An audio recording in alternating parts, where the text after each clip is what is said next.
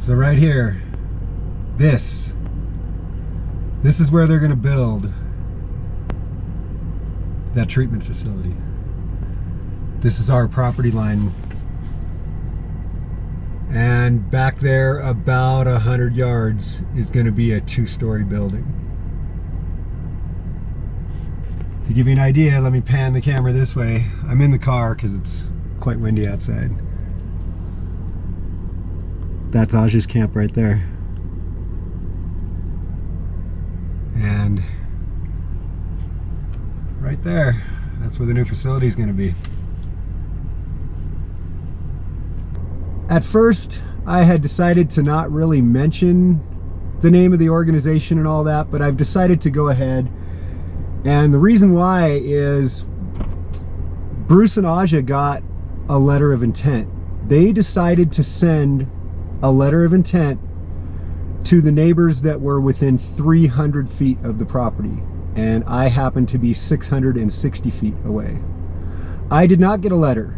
Neither did anybody else that lives out here. They did not post any notices anywhere. They have not let anybody know anything. So we are basically the ones letting everybody know. And so because they decided not to send me a letter, and I am definitely one of the neighbors that's close and very much affected by them, I'm going to go ahead and make all the information about them that they have already made public available to everybody out here on this video.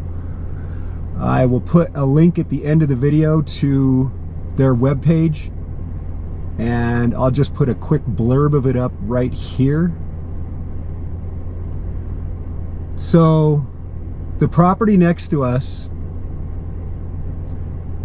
is owned by the Archdiocese of Phoenix, part of the Catholic Church, and they're donating this land for use to this organization. This organization is called the Colby Mission. This is their first facility that they've ever done of this type, or at all, from what I can tell. You can look up on their webpage and see they have listed all of their plans for this property, everything they plan on doing, how they plan on doing it, well, for the most part. I really would like to first thank everybody who watched the video and thank everybody who participated in the comments. All of that was really excellent, and so much of it was very useful information, and we are putting together a lot of that. And I will tell you this, I will tell you that us 3 property owners here are not really excited about it and are not really for it at all. That's about as much detail as I'm going to go into. I am not going to mention in any of these videos I talk about this what our plans are and what we plan on doing and what the plans of this community are and what the plans that the community has to do about this. But this is a call out to all other Valley residents, Valley, Arizona, all other residents that live here in Valley, and any of the residents that live in the extended area, and all of the people that live in the unincorporated areas of Williams that are between Valley and Williams. This also affects you. This affects your zoning. This affects what can be allowed into your neighborhoods as well, because we're all in the same county. This is something that we all need to fight. This is the type of growth that was never intended for this area. There was a long-term plan for Valley here, and now it's actually named Grand Canyon Junction. This does not fit into that plan in any way. This is an official notification to any and all of the residents that live out here. Anybody, if you happen to watch this video and you know somebody who lives out here, if you're part of the unincorporated areas of Williams and part of the volunteer fire departments, chances are you're going to be covering the calls out here. So this is an official notification to all of you. Spread the word. Tell everybody about this. There has not been a county board meeting planned yet, and they have to go through that. They have to go through a hearing for this, I believe. That hasn't happened yet, and it's not scheduled yet, so there's plenty of time to do something. A lot of potential problems that people brought up in the comments and things that we had already all talked about. For one, I'll tell you the 911 system out here. All of our 911 calls basically go through Williams, and Our local fire department that shows up is a volunteer fire department that's part of the unincorporated area of Williams. I think it's like 22 or 24 miles from here. So they have to assemble and then get all the way out here. And even if they improve our road, let's say they pave the road all the way to where they're going to build this facility, okay, it's still going to take 15 minutes to drive down the road. You know, I mean, we go 35 on the dirt road now. That's about as fast as you're going to go when it's paved. You're not going to see first responders going on a single wide, a road that's one lane wide, you know, going 50, 60 miles an hour next to a barbed wire fence. It's just not going to happen. First of all, so many of you know, my wife worked at the Oregon State Hospital, which is the state mental hospital, for over 6 years. And her official job as a nurse for her whole time since she got her nursing license is a psychiatric nurse.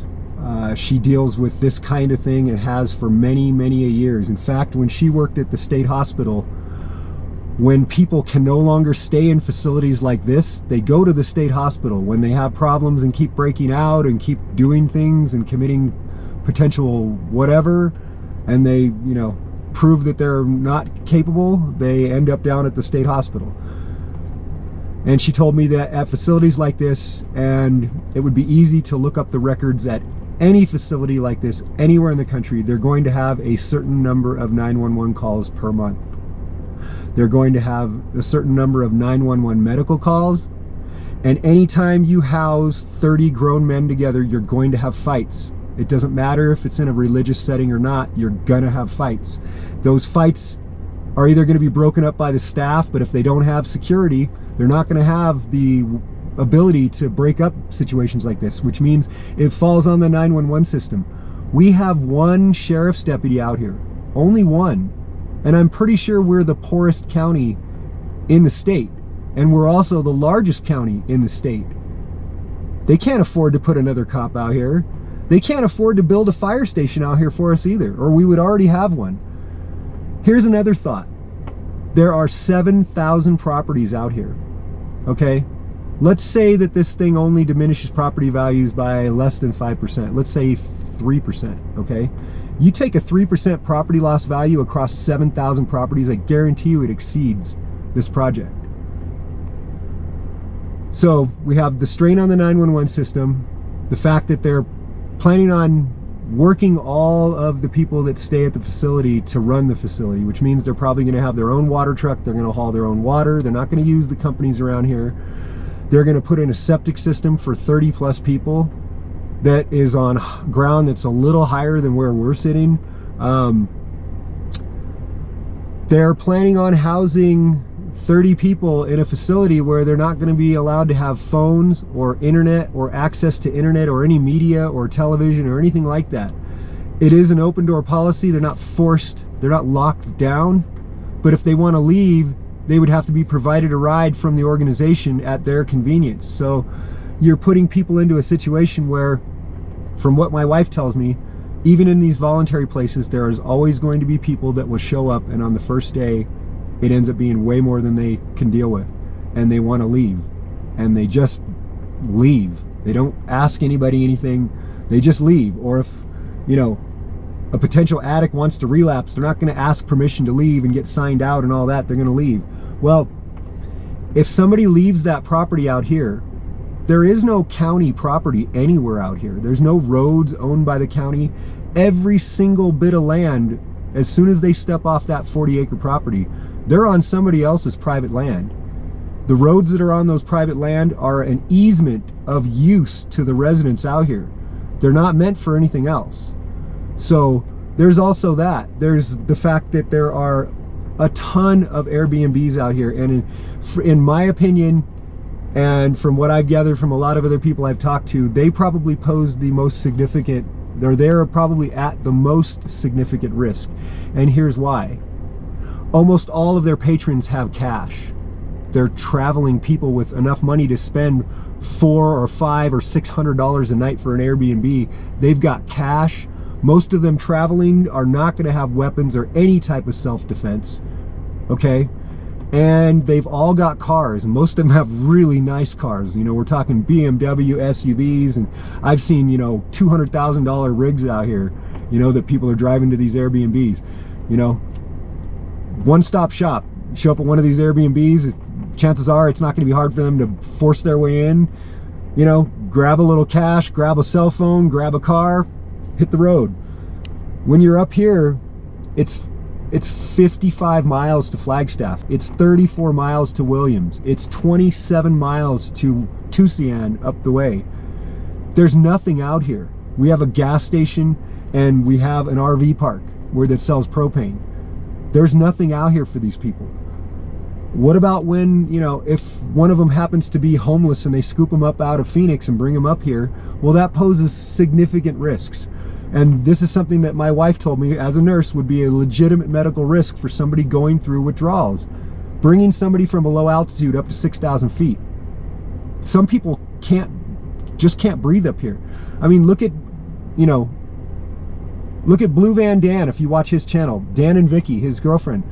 You know, this is their second year up here. They're struggling to breathe here as it is right now, without doing anything, just struggling to breathe. If you watch Destination Open Road, Terry, she's had to leave here twice and go to a lower elevation for 4 or 5 days. Camera shut off. I went to a new location. Not sure exactly where I was at. You put a bunch of people locked up in a situation where they're out here in the middle of nowhere and the only way they have to leave is a long car ride. And there's no other means. There's no payphones out here. There's no nothing. There's no means of any type. And that creates a problem. There's also the risk of exposure out here. If one of them happens to wander off outside of the 4 months a year where the weather's decent here, you know, the temps get down here into the single digits, sometimes below 0.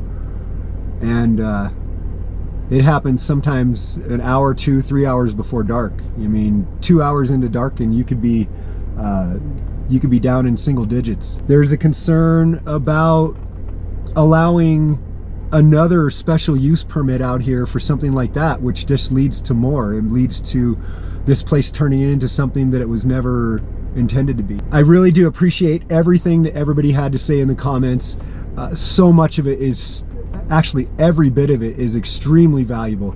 And you know, almost 100% of you have said that you were absolutely against it for a multitude of reasons that were even more than what I had ever thought of. And you know, don't worry too much about us and Aja and Bruce. I won't say what we bought this property for, but we got it cheap enough that even if there was a significant drop in property value because of this place, we still all have done really well. I mean, it's hard to believe, but our properties right now are worth close to 20 times what we bought them for as they sit right now, which is crazy to think about. It's crazy to think that prices have gone up that much out here and that we got it just that cheap. I mean, we did get it just ridiculously cheap. And as far as security, I mean, I can always fence in this place and I can get a couple of large outdoor guard dogs. I mean, you know, a Rottweiler and a German Shepherd are going to take care of business. You know what I'm saying? That's just that. You know, you have 2 or 3 large guard dogs that live outside permanently and just do nothing but patrol your whole property. Yeah, good luck for people that want to break in. All potential trespassers have to deal with Scout anyway. So basically this all started about a month and a half ago. I got a call from Dan that we had trespassers over by his end of where he's camped, and I went out there to meet them, and it was a group from the Catholic Church down in Phoenix here to take a look at the property. And I think that's when they got the whole ball rolling. So it's something that's happened just very recently. Me and Sue personally, we are all for addiction recovery. We are all for drug recovery. We are all for mental health recovery. We are all for having facilities like this. I just don't think that it belongs necessarily out in a rural area like this that is not intended for that kind of a thing. So henceforth they need a special use permit. They can't just come out here and build it because they want to, because right now this place doesn't allow that kind of thing to be built. And I think it probably should stay that way.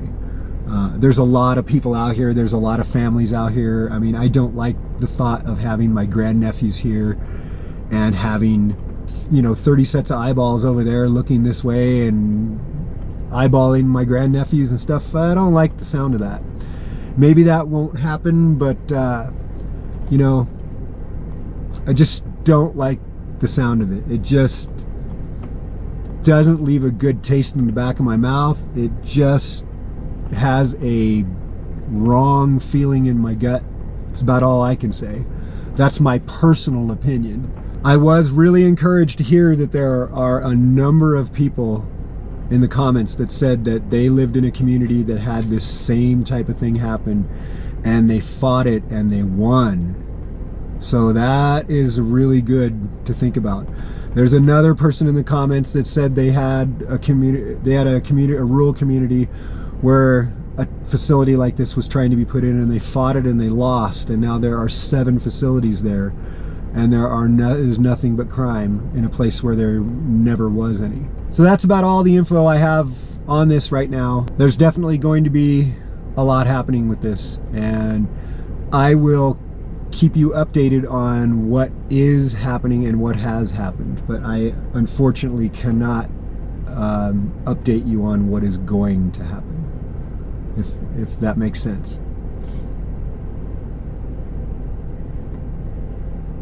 So don't worry about us. No matter what happens with this, we will be just fine. But I thought it was interesting that they only chose to send out notification to people that lived within 300 feet.